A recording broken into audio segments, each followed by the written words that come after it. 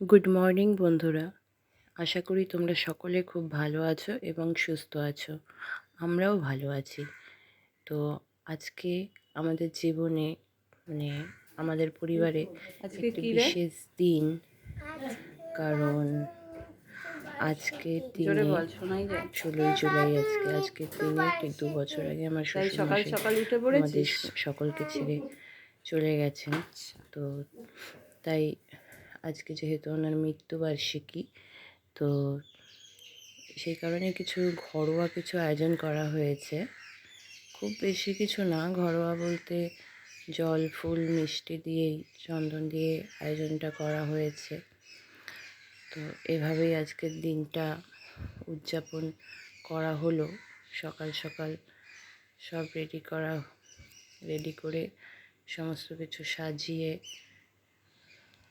প্রার্থনা করে দিনটা পালন করা হয়েছে। তো যার জন্য আজকে পরিবারের সকলেরই মন একটু ভারাক্রান্ত হয়ে আছে, সবাই আপসেট রয়েছে আজকের দিনে। তো আমি খুব বেশি কথা আজকে বলতে পারছি না, তার জন্য ভুল ত্রুটি হলে আমাকে ক্ষমা করে দিও। এখানে আমার হাজবেন্ড মেয়ে মেয়ে দাদুকে সাজাচ্ছে।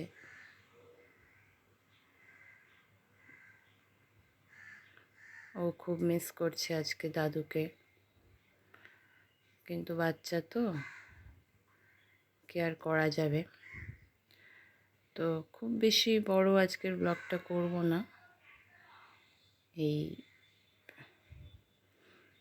কিছু ছোট্ট একটি ব্লগ আজকের দিনটা তোমাদের সাথে বেসিক্যালি শেয়ার করার জন্যই ব্লগটা করা।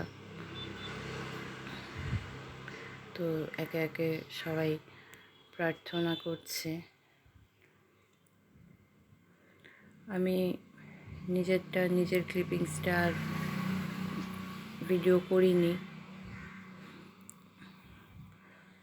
তো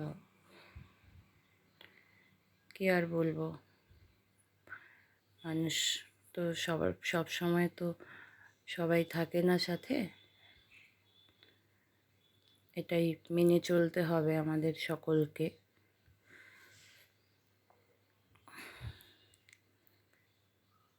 আমি আবারও বলছি, আমি আজকে খুব বেশি কথা বলতে পারছি না, সরি তার জন্য। তো ইনি আমার হাজবেন্ড।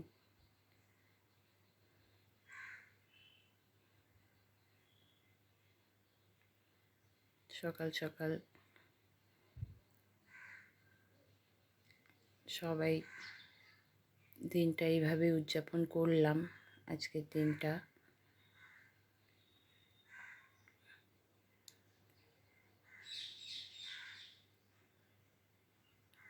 আর তোমাদেরকে আরেকটা কথা বলি, প্লিজ, আমাদের জীবনে যখন যখন থাকে তখন তার মর্ম আমরা দিই না, কিন্তু যখন সেই মানুষটা আমাদেরকে ছেড়ে চলে যায় তখন আমরা বুঝতে পারি তার গুরুত্ব ঠিক কতটা।